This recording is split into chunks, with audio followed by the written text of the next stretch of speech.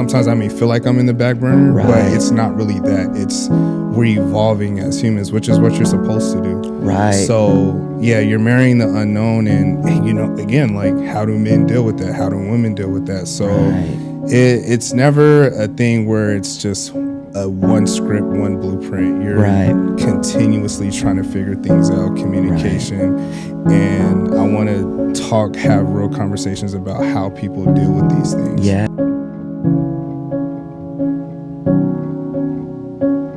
Yo, we back, episode 10, Inside the Mind. I am your host, John Reese, and we got a great episode today.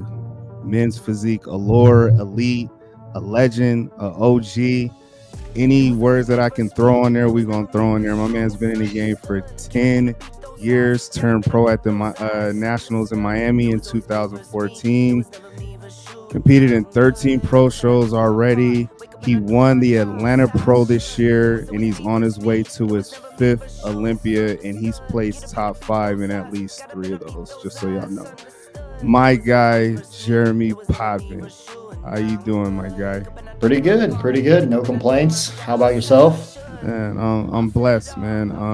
Happy again to have you here to be able to pick your brain a little bit, just because again you are one of the OGs in the game, and it's always good to have a person who has been in it for so long to kind of dive into the mental health stuff that we go through as bodybuilders, man. So again, appreciate having you, sir. Absolutely. Thank you for having me on. Yeah, so first and foremost, you did win the Atlanta Pro. How are you feeling mentally where you're at now, going into what you call your 5th Olympia? Feeling pretty good, just kind of rolling with whatever comes my way. The judging is finally getting to a place where I feel like it's getting a lot more consistent. Tyler's been great about doing things the right way, providing feedback, and just really being there for the athletes. So it's definitely changing the game a little bit. But yeah, just kind of ready to show up at the Olympia better than I was in Atlanta, and leave no doubt. I think that's been a big thing for me since Atlanta, is just leaving no doubt. Absolutely, man. And like you kind of touched on it as far as like what Tyler's doing. He's dropping these like recaps of the shows, and initially I was like, this is interesting, but now he's doing it for all divisions. Like, what's your take on that as far as like the recaps of like who won in the top 5? Like, how do you feel about what he's doing with that? I think it's huge. Personally, when he did the first one, I was like, dang, this is amazing. I feel like this is what the athletes really needed. Especially in divisions like men's physique and bikini, where things are so close. You don't have as many poses that you're judging off of these divisions. So when you understand exactly what they're looking for, it definitely helps the athlete. I know me myself, I've kind of been. I haven't competed as much because I've never been really sure about where I'm supposed to be. With feedback is always like, don't get too big, because they see my post on IG when I'm like full blown and just finished working out, and it's always thrown me off a little bit. So to know that I can do certain things, it makes competing a little bit easier.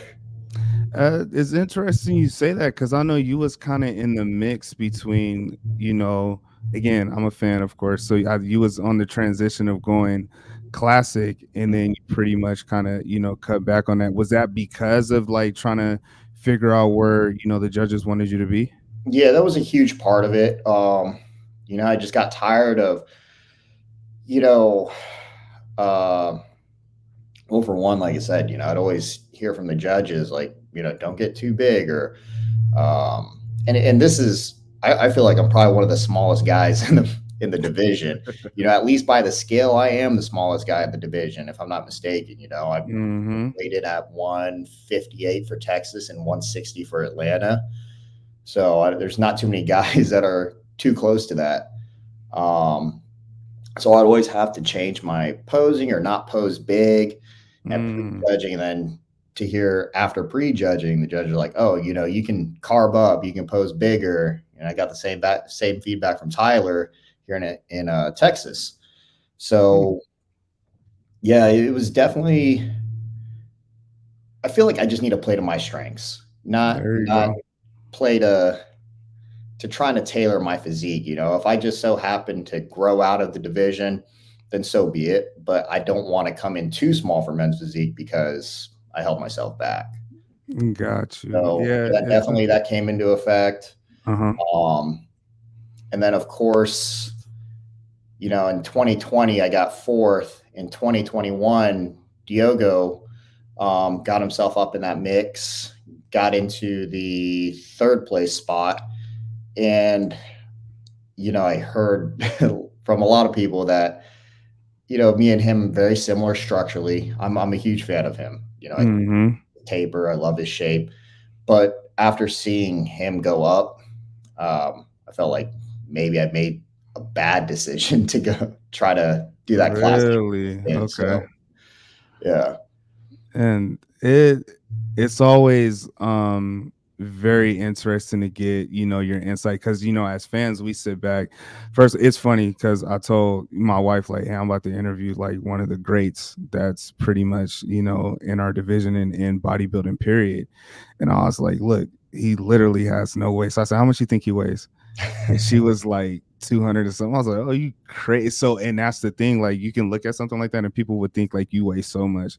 And I told her, like, no, usually, like, when he hits stage, he's around like 150, in between 150 and 160, something like that. yeah, And then she was like, yeah. And that's the, like, you have such a great physique. And it's what I like to call unique. yeah, yeah. So yeah, Appreciate yeah. that. Again, man, you playing to your strengths. I think you'll do great, man. I honestly believe that. So, and things are changing. So I hope that's enhancing your mental capacity as far as being able to move forward and just say like, look, I'm gonna just do me, and whatever happens, happens. Oh, absolutely. Because I mean, for the longest time, the head judge for men's physique was Steve Weinberger. Steve Weinberger loves size, and that's kind of why I've Hmm. always done well, or fullness, I would say. And I think that's kind of why I've always done well. Is like I said, I bring a unique look. It's not everybody's cup of tea. You either hate it or you love it. There's not Hmm. really an in between. Right. Um, and the reason why I haven't competed so much recently is because I've kind of been kind of nervous about stepping in front of Tyler. I've always felt like he disliked my look. And after doing Texas and getting the feedback from him, like it kind of helped with that confidence, that I still fit the criteria, that I do have a look that they're looking for. The structure, the shape is there, the muscles there. Just got to continue to get fuller. And with that being said, now I can train the way I want to train again versus, like I said, holding myself Mm. back. And oh, that is interesting. We'll dive in a little bit more into that for Yeah. sure. But tell me, go back all the way to the beginning. Like what actually got you into bodybuilding? With the sport is very selfish, it can be sacrificial at times. It's hard on all of us. Like what actually told Jeremy like, yeah, I'm about to start bodybuilding. I think for me, it started when I was in the military, more when I was deployed. That's when I really started paying attention to bodybuilding because I did take an interest in working out a little bit before then. Um, just because I was such a small kid, I was Okay. 116 pounds when I graduated high school. I got out of training in the military at like 130 something odd pounds. So, tiny kid, just never, I didn't want to be that skinny kid my whole life. Gotcha. So when I deployed, I started working out. Started taking, back in the day, Cell Tech was huge. Like it was all the muscle Mm, tech stuff. Started doing that. I was reading the magazines when I was overseas, Flex, Muscular Development, watching Branch, Warren, Jay Cutler on YouTube. And that's when I really started getting into the bodybuilding style of training. And after deployment, I think I was 150 ish. okay. And people were like, man, you got to have like the most expensive piss in Iraq right now because of how much I changed during my deployment. And granted, this was natural. I didn't touch anything. It was, like I said, health supplements, things that you could buy at your shop at overseas. Mm-hmm. Um, but yeah, just seeing those changes and hearing people be like, dude, I never thought you could grow. You know, you look different. It made me feel good, and just kind of got addicted and hooked on that ever never ending progress or progression. Yes. So Yeah, the progress is never ending. The journey is never ending. And that's something that, again, like when I turned pro, it was like, oh, like I made it. And then you're like, wait a minute, like I gotta start standing next to these dudes. Like, did you really make it? So, and like how do you deal with that, knowing, again, like you just qualified for the Olympia at the Atlanta Pro, so that's like an extreme high. And it's just like, all right, I did it. But uh, now it's just like, all right, now we got to do another journey. Like, how do you transition from coming from such a high to, all right, we just got to keep moving? I think for me, it was relatively easy because I realized, after going pro or earning your pro card, there's levels to it. You're watching these guys that you're looking up to. At the time when I was starting to compete or look into competing, Johnny Sebastian, Jeremy Mm, Buendia had just went pro. I'm watching Jason Poston, Sadiq, Mark Anthony kill all their shows. Um, this is around 2012, 2013 timeframe. So men's physique is really just getting started. And hmm. I never thought about competing, but it was brought to my attention. This new division was brought to my attention. And yeah, it's just you realize that you're good at the local level. Great. Once you get to the national level, you're starting all over again. If you're successful at the national level, you get your pro card. You get to the pro level, you're at the very bottom again. It's just a matter of putting in the work, doing what you're supposed to do, and understand that for very few people, success is going to happen like instantly. There's not too many people who go from doing one show, hopping an international show, and going pro. I think there's It's a couple, very rare. yeah, a couple instances, but Mm, I feel like if you're very level headed, and you kind of understand how things work, it's not hard at all. Like I said, for me, I realized when I was doing my pro debut, I'm at the bottom of the barrel again. Doesn't matter what accomplishments I have; they don't mean anything in the pro league. Um, just got to show up and just kind of see where you fall and go from there. yeah, I wish I had that mindset last year. I put too much expectations on myself. And part of it was just because I was just excited just to be there. You know what I mean? And thinking like, all right, yeah, I won my a pro card the previous year. And I'm like, okay, I've had great success, in my amateur, career. So I should be okay. Shows in my backyard. And it was just like it was a rude awakening, but it was needed, because it's just, it told me, yes, you need to do more work. You got to put in the time. You're not absolved from that. No one is. Like, you Yeah. have to put in the work, and you have to be mentally ready to put in the work. Cause sometimes, like, when you get knocked down like that, it could be, it's very humbling. I'll say the Oh yeah. least. Oh yeah. Because I mean, me myself, I went for my first show ever. I got fourth place, which is not bad. Mhm. And it wasn't like a small show. I think there was still, I want to say a lot of people, but maybe like 15, 20, something like that. So that was kind of cool. But I was like, what? I don't know if this is really for me. Decided to do one more show. Ended up winning my first overall at my second show. Nice. Um, went to Junior USA's and ended up getting third place at my first national attempt. And then I went to Team Universe, and completely bombed it there. I got like third call outs. And Mm. to me, that was, like you said, that humbling experience where I was just like, all right, I've been doing well so far. And then here I am, third call outs. I was like, do I even want to do this anymore? And yeah, it's just one of those things that kind of helps you reset your mindset, as you say. So, Absolutely. Like, even because I just had an athlete competed at North America's, and again, he's like 50 plus, and he had been winning locally like the first three shows that we've done. So I kind of put in his head like, look, once we get to nationals, you're gonna realize like you're not the only 50-year-old that's working. Yep. So um he placed top 5 in 2 categories, and then he got second callouts in another category, and he was like he did not like that at all. And I was like, look, this is what comes with it, man. It's just one of those things where it is levels. And Mhm. if you set yourself up to have these expectations, you are setting yourself up to kind of fall flat on your face at times, but that's okay.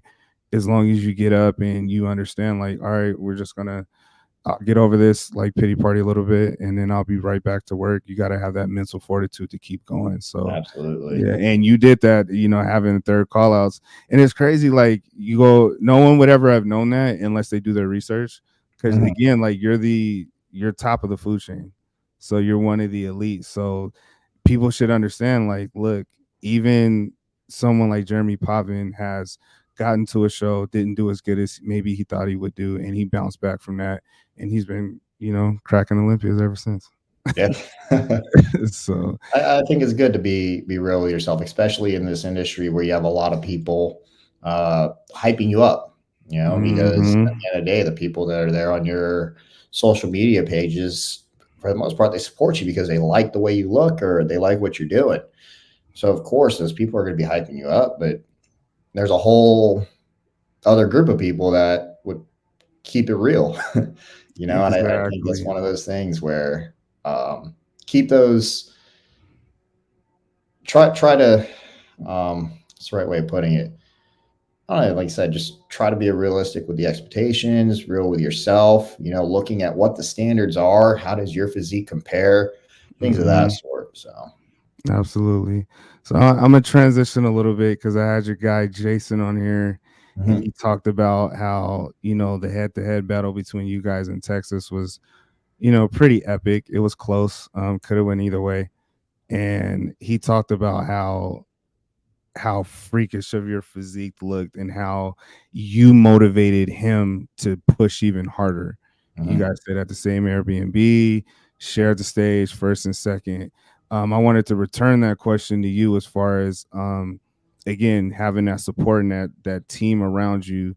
How has your team and specifically Jason helped you regarding bouncing back from that Texas show and then winning the Atlanta Pro? Well, my thing again is I'm very, very real with myself. Hmm. Um, Jason, man, when I first got to Cali, because I stayed the last 2 weeks at our coach's place Hmm. just to kind of try to dial things in, get in the right mindset. I don't know if it necessarily helped because I got out of my own comfort zone at home. But Hmm. with that said, it's not like I slacked on anything or anything was taken away. But the first day I saw Jason, I was like, holy crap. Like he was peeled and he Right. was suffering. You could see how much work he was putting in. Um, and to me, like, that it was just super admirable to see the shape that he was in. And that was motivation for me to try to kick things up and make sure I'm doing everything perfect while I'm staying at Ryan's house. And yeah, it's just, when it's somebody like Jason, somebody who is a good person, somebody who's a great friend, a great teammate, and you see him do better than you, to me, I was so happy for him. And that situation's happened to me before. It was my second pro show. I competed against Joe Lee, and Mm, we were training together. We were doing everything at ZG. He ended up getting first at the show. I got second, and Sandy said the same thing. The show is incredibly tough to judge. Um, but that one hit me in a different way. Like, of course, I was happy for Joe, but I was kind of sad. This is my mm, second show. Um, I I really wanted to try to make a statement, but also knew that I needed to put in the work. Um, with this show with Jason, I think what made it kind of cool, as weird as it sounds, is yeah, I've been doing this for a while. And to see those guys that have started after you, work their way up, and accomplish their own goals, um, that I love that personally. that's dope. I'm not too prideful to where I can say, "Oh, like this dude shouldn't have beat me." Like he was the better man that day, and he rightfully earned his position. And to see how hard he's worked throughout the years, how he's come up. Um, it's just, I'm happy for him. Couldn't be happier. So That's dope, man. Yeah, he shared the same sentiments. It was yeah. just I looking at it from the outside, it was just like, man, that's your brother. Like that's dope. You get to share the stage. And then we all have the competitive spirit.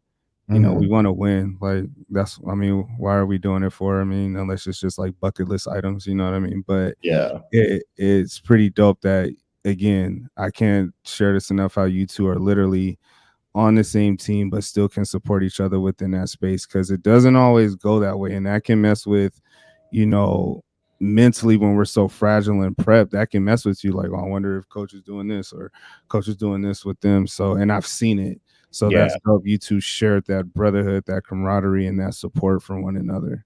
Oh yeah. Like, when we were there in Texas and Austin, if anybody had any sort of issues, no matter what, like you're still going to do what you can to make sure Hmm. that person is their best.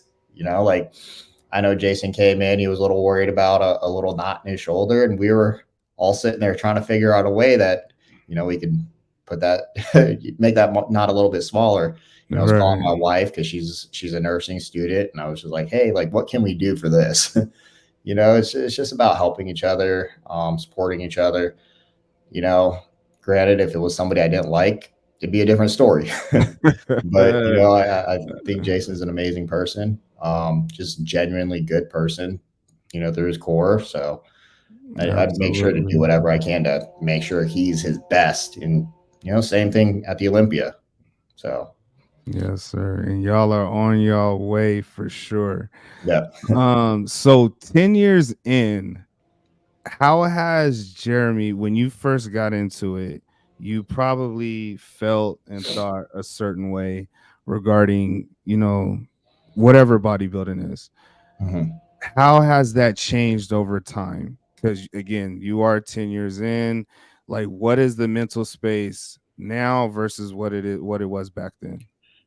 The It's very interesting. This is why I was mostly excited to do this because you talk a lot about mental health. Yes. Um, it's honestly, over the years, I don't want to say it's because of how long I've been doing it. It's because of the social media aspect. But Mm, my outlook on things has changed, not for the better. It's for the worse. Um, because being so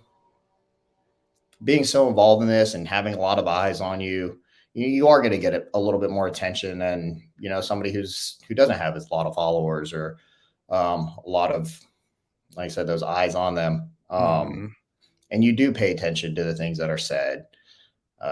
You see the comments, you see the feedback, and to be honest, it's made me doubt myself more. Like instead of looking at my physique and being like super confident, I look at my physique and I'm more or less picking it apart now. mm. It's yeah, social media, man. Like, I'll be honest, like I'm grateful for it and the opportunity it's created for me, but at the same time, it's such a toxic place, in my opinion. You Yeah, I know, I I agree. yeah. So Mm, it's definitely like if you listen to interviews of me back in like 2015, 16, before the Olympia, I'm talking about how, oh yeah, I'll beat Jeremy Buendia, like be super confident with myself. mhm, And now it's not the same. It's like, all right, if I'm this way and I'm perfect, I hit this pose perfect and everything's popping, then yeah, I could get myself back up there. But you're really critical of everything now.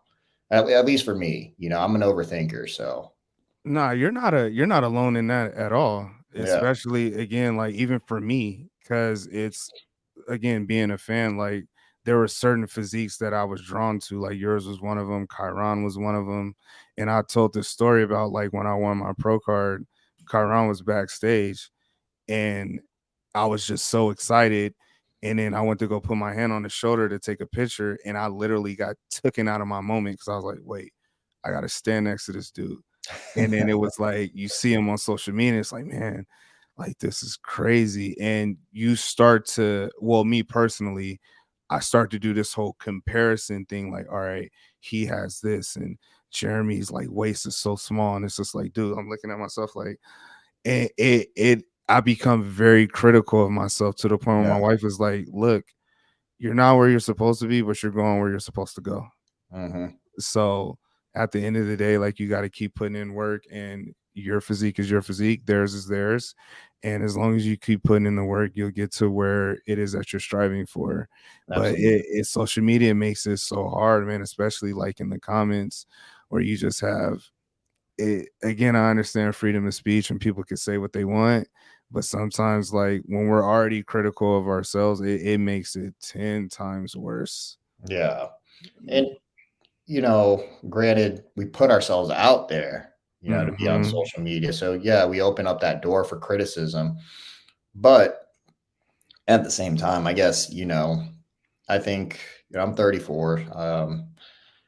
So I do feel like I'm a little bit older than a lot of people on social media. I'm getting to that point where I'm, getting a little bit older on social media, but I feel like, like it's just such a different time where everybody feels like, no matter what, I get it. You're entitled to your opinion, but not everything needs to be said, Like me, I'm the kind of person where if I don't have anything good to say, I'm not going to say it.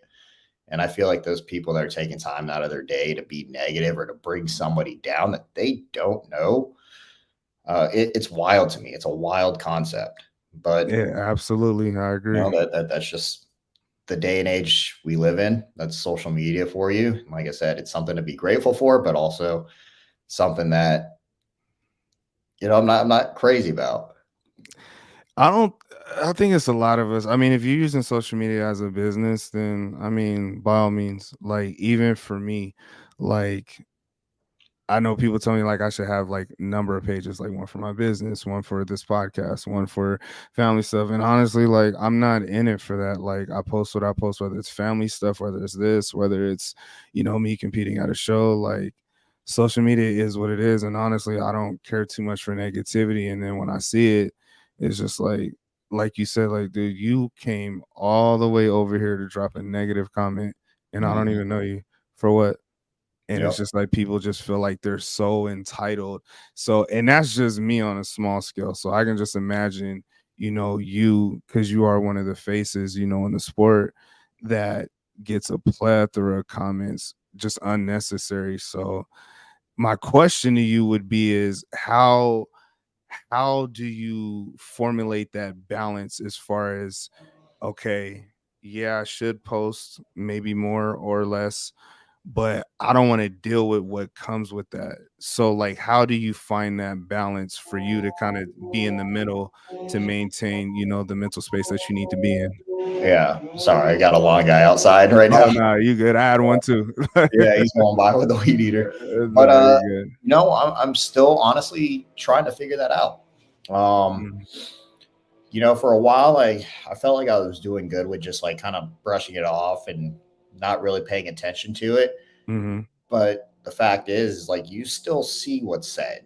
Those things are still going to stick with you to some extent. Um, for instance, I never thought about my calves or anything like that until I got into bodybuilding. And I realized that I didn't have any, So it's just like, it's Man. one of those things where, I didn't think about how my core was or the shape of my chest. Like, those are things you don't think about until you put yourself out there and you Right. hear people talk about it. Then you start looking at it, you start noticing it. So, I mean, like I said, I feel like throughout my time in social media, when I say like my outlook on things has gotten worse, it's because it's caused a lot of anxiety. Mm. Like I said, I second guess everything I do. There'll be times where I'm on my phone, I'm about to do a story, and I'm just like, I don't think I should have said that. Let me delete it. I never used to be like that before. Before I used to talk openly, talk freely, not really put a thought into what other people or how other people would perceive what I was saying. Now that's all I do. I think about everything. I think about the reactions it'll get, Mm. and it's kind of been a huge hindrance on on everything I need to do. So, So I wonder, again, like we all deal with some forms of anxiety, mhm, and again, social media kind of creates this storm of it in a sense, because yeah, you think about what people may say and what people may do or how they may perceive you and so on and so forth. So I remember interviewing Jonas, and he talked about how he talks to his therapist, and he talks to certain people to kind of relinquish those thoughts, to kind of unload, so mhm. he puts himself in a better space. Is that something you ever thought about? Oh, absolutely. Actually, it's funny you bring up Jonas because literally had a call with him sometime last week, and Mm-hmm. I mentioned to him how I have a lot of that. Um, like I know my stuff, but I still doubt myself based Mm-hmm. off of possible negative feedback, I guess you could say. So he was actually telling me the exact same thing where, he's had a lot of issues with that and, how he's had his therapist help him. And if I need help, he'd be more than happy to help me out with that. But yeah, I've definitely thought about it.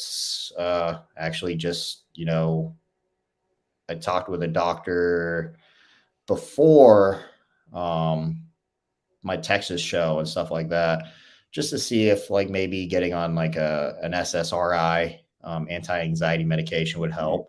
So Okay. currently on that, haven't been on it long enough to know if it's really doing much, but I'm definitely focused on taking the right steps to where I'm not focused on overthinking or the negative, and I'm more focused on being optimistic and the positives and what good or how good things could be versus how bad things could be.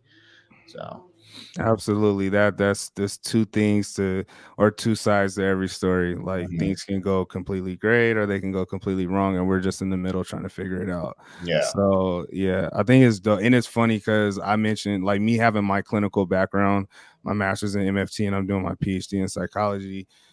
Like to hear Jonas talk about it, I'm like, dude, this is so crazy because I be having like all these doubts as well. And I'm like a clinician, and I should be talking to somebody. Yeah. So like in it, we're not absolved from, whatever that comes with it. It's just one of those things where you're just trying to figure it out. And like we have the tools, it's just, accessing them and using them, and making sure our ego is not in the way. Yeah. Because like again, what we talked about is like a lot of people go through this, but their ego won't even let them go talk to somebody about it. Oh, yeah. For the It's, longest time, I mean, I just kind of put it behind me, even with my wife. Like, I never really talked to her about anything or told her that I even had any like anxiety problems because I honestly didn't realize it.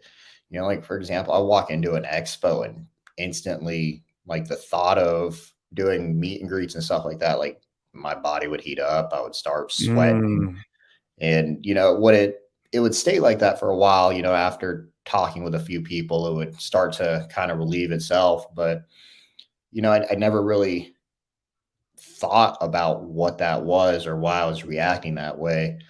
Um, and then when you really kind of sit back and you think about everything and you look into what anxiety is, then you kind of everything starts coming together and clicking. And, like I said, I wasn't talking to my wife about it for the longest time. And eventually I got to a point where I was just like, you know what? This is what I'm dealing with. This is how I feel. Like, let me voice it. And now I guess that's a big first step is kind of acknowledging that there is something there and being open to talk about it. So, yeah, man. And words are powerful, man. And just being able to release those things, we have so much tension built in us anyway, trying to be perfect, I guess, for what the judging criteria is. mhm, And, it's a warrior like sport. So, in what warriors do, like we hold things in, like whatever, I just got to get it done. I'll figure it out. I'll figure it out. yeah, But, in hindsight, that doesn't do us too much good, because that can cause stress. That can lead into other issues as far as heart problems because you're stressing. It's just all kind of stuff that gets bottled into that. So when you're trying to be, your best on stage, but you're not at your best mentally, the whatever you do mentally, the body's gonna follow. Absolutely. So, and that was another thing, like I've talked about in another episode, where it's just like, all right, how can you tell your body to do anything when, mentally you're not even in the right space to do so? Yeah. So it can be tough, man. But I think you're on a good path as far as trying to figure things out for yourself. And I wish you nothing but the best with that, because the world deserves your best on the stage in November for sure. I should be in attendance because I definitely want to watch what it is that I'm aspiring for. Amen. Yeah. So absolutely, man. So with that being said, um, what new things or old things are you going to try to do moving forward to kind of keep yourself in that positive mindset? Because I think we're about maybe 3 months away, or not even 3 months, like 10 weeks, I think, something like that. I think for me, it's knowing, that there's a reason why I've gotten to where I've gotten, I guess you could say, like not just mentally, but physically. Um, like I said, having Tyler, pretty much assure me that, like, hey, like I'm still fit well within the criteria. Just, obviously some things need to be better. That was huge. So, I know I have the mental fortitude for it. It was, I think the biggest setback was, like I said, the physical doubts. Hmm. Now that it's cleared up and knowing that I can be better, I'm going into this a lot more motivated than I've ever been. Just, I feel like I finally have it figured out what I need to do to peak right. Um, I've always kind of taken a different approach to where, we load towards the end, and it always creates this, or as I've gotten older, it's created this like kind of guessing game. Like, Okay. all right, are we good at the carbs? Do we need to cut water out? Do we need to throw another diuretic in? And to me, that's like a huge headache where, For sure. where, you're ready or you're in a good spot. And then let's say you kind of just like go through a peaking protocol or do like a backload. Um, Mm, just kind of, I think that's an approach that'll work best for me because, like most people, I feel like everybody almost looks better after they do something a little bit during the day after a show or 2 days after a show. So yep. I think just either being ready or trying a different approach, knowing that they still do like my physique for men's physique. I could still grow. All that means I can enjoy training again. I can enjoy pushing myself. I don't have to worry about the look I'm bringing or if the judges are going to like it. Like I said, mentally, I know I can prep the way I need to prep. Due to health issues, or like gut issues and stuff like that, like I'm a lot more meticulous with how I'm eating. So it's almost Mm, like these bad things have created good things too. So um, I think just being overall better about everything I do in all those aspects really changed my mindset going into this. So there's really honestly no doubt anymore. So that's what I'm talking about. yeah, No doubt, man. And I yeah. got no doubt you're gonna do great. That's for sure, man. You mentioned how with you and Jason pretty much being under the same coach. I want to talk about pretty much Ryan and how he has helped you mentally in your career as far as to where you got to. I think I mean, I wouldn't be here without Ryan. Like that's just what it is. He had confidence in me from the beginning. He always gave me the attention I needed or yeah. I mean, I think that was a big thing. The belief, the attention, the effort. Um, just Ryan as a person, I feel like he draws in a certain group of people. And to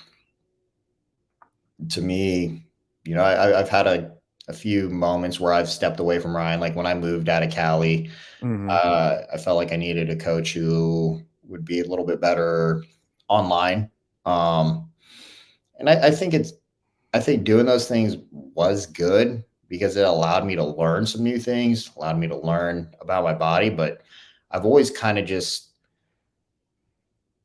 I've always kind of just went back to Ryan almost based off of the relationship I have with him, um, and how he carries himself. It's just like I said, it's hard to explain. He's just genuinely a good person, somebody I like being around. Like I said, I owe him the success that I've had in my career, and I would love to finish my career with him. So I think that's why I'm where I'm at now. It's just the atmosphere is just something different. It's that hard to explain, but you Well, know, I see it from the outside, and like I yeah, said, I talked to Jason from about it, but it's just like when you guys post videos as far as like the team aspect, it's not I don't see no one being singled out. I see like a group of people pushing each other to the limit.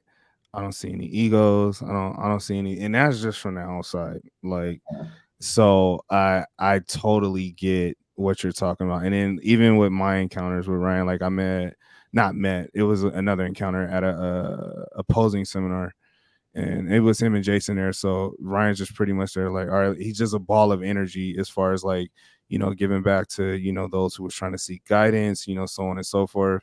And then even with me, he was like, all right, take off your shirt. And I was like, what? I was like, I'm not posing. And he was like, he was like, man, you a pro, take off your shirt. He was like, let's see what it. I was like, all right. But I'm just funny like that. So it's like, I don't take nothing by it. So, yeah, and he was like, man, he was like, you actually look really good. And he was like, just tweak these things and you'll be all right. He didn't have to say a word to me. He hmm, really didn't. Like I was there to pretty much soak in game, look, and just try to, better my sense of, knowledge as far as like the coaching aspect, but yeah, he didn't have to say a word, but he took that time out of his day to do so. Like, and again, man, anybody that's willing to kind of give back, I'm forever grateful. So absolutely. yeah. It's like when I wasn't working with Ryan and I was with another coach, anytime like I was in the same place with Ryan, like let's say it's the Olympia or something, and Hmm. I still hung out with Ryan and all the zero gravity guys. Just to me, it's family. It's Absolutely. just where I enjoy Mhm. being. Um, and mentally, I feel like if you're in a better space, better headspace while prepping or doing this, um, preps are that much better. They're that much easier. Like I said, there's less doubt. There's less stress. And Ryan does that for me. He makes everything easier. Not much needs to be said, like you're saying. It's just, oh, it's just it's just a better place overall. Ryan's that guy. Yeah, yeah. All right. Before I let you get out of here, man, I'm gonna hit you with three quick hitters real quick. Um, words since you are one of the OGs in the game, what's something that you could tell some of the people that's trying to come into bodybuilding now? What's some advice that you can give them as far as what they should prepare for or look out for? You know what? I think the biggest thing is one, you got to have fun with it. Otherwise, you're gonna end up hating what you do. Dieting is not fun. Pushing yourself to your absolute limits while you're prepping is not fun. Um, so I think the end of the day is you got to try your best to enjoy the process. Don't get Mhm. lost in it. Enjoy the process. Listen to your coach or follow the plan that you're following if you don't have a coach. Um, and don't get too caught up in really in like how far ahead you need to be. Focus on the day that's in front of you. And just focus on doing your best each and every day, and you'll get to where you want to get. I think that's a huge thing with me. Just take things day by day. I love Hunter's win the day thing because ultimately Yeah. that's super important. It's just getting through the day, like nailing nailing every aspect to be a better version of yourself. So There you go. Yeah, yeah, I heard it from him. Win the day and enjoy the process because that process can be unbearable at times. yeah, I mean, there's times where I still like I'm like, why am I doing this? Man. But when you get on stage or you get off stage, to me, it's always been kind of like, all right, that's why I'm doing it. Mhm. Well, Absolutely. All right. Um, besides the shows that you've won and the Olympia, name one show that you have circled that says, you know what, one of these days before my career is done, I'm going to win this show. What show is that? It happened recently, but I would say it's uh, the muscle contests show in the Philippines. Hey. I know they're having it in September this year, but I clearly will not be ready All for right. that.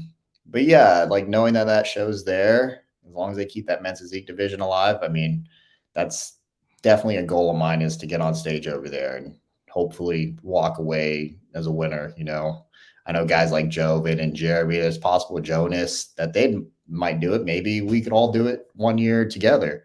That would be But dope. that's definitely the one show that I have my eyes set on. Nice, nice, nice. Yeah, that would be dope. That's a Yeah, first. I ask this question a lot, and that's the first time that's come up. So that's awesome. yeah. And then last but not least, I would like to continue, this dialogue with not just men's physique, with all divisions. Of course, I'm biased towards, my men's physique brothers, but so if there is two people that you can think of that can kind of keep promoting this dialogue and, having the ability to tell the story as far as what they go through so their fans get a better insight as far as what we go through, who would those two people be? I think a big one would be the other Jeremy. Reason being is, I mean, he's been there, he's done it, and Mhm. he's transformed. And Absolutely. I've known him throughout the years. We went from acquaintances to absolutely hating each other to almost fighting each other to, we're big supporters of each other now. Mhm. And just kind of seeing what he's done and the growth he's gone through, I think that'd be huge. He'd be a great person to speak to. Um, who else? One I more, think one more. I would say Dre. Dre because he's Hey, unapologetically himself. He'll alright. keep it real in the way that he sees things. He'll call things, how they are, and I think it's always fun when you have a conversation with Dre. So, I've been hearing that, man. yeah, Yeah, you are the second person to mention his name. I'm gonna definitely reach out to him and yeah, see if he responds, and hopefully we can get him on there. Jeremy too, for sure. Yeah, I think both of those two would be great conversations for sure. yeah, So we'll see. Well, my guy Jeremy, appreciate you so much, man, for again blessing the podcast, blessing your fans who will hear this so they get a better understanding as far as who you are, and most importantly the understanding that we're human just like everybody else. And that's the point of this, like, get people to understand, like, look, we're not robots. hmm, We're by far from robots, and we have emotions, feelings, and we go through a lot of stuff that can be mentally taxing. absolutely, So, absolutely. man, you definitely enhanced that conversation. I appreciate you so much, brother. Well, hey, thank you for having me on again, man. And like I said, thank you for providing that platform to where I can speak on certain things like that because I feel like it, especially with men, I feel like it's not talked about That nearly part. enough. So, I'll be diving into that another time too, for yeah, sure. yeah, it's definitely something I intend on speaking more on through, social media, through platforms like this.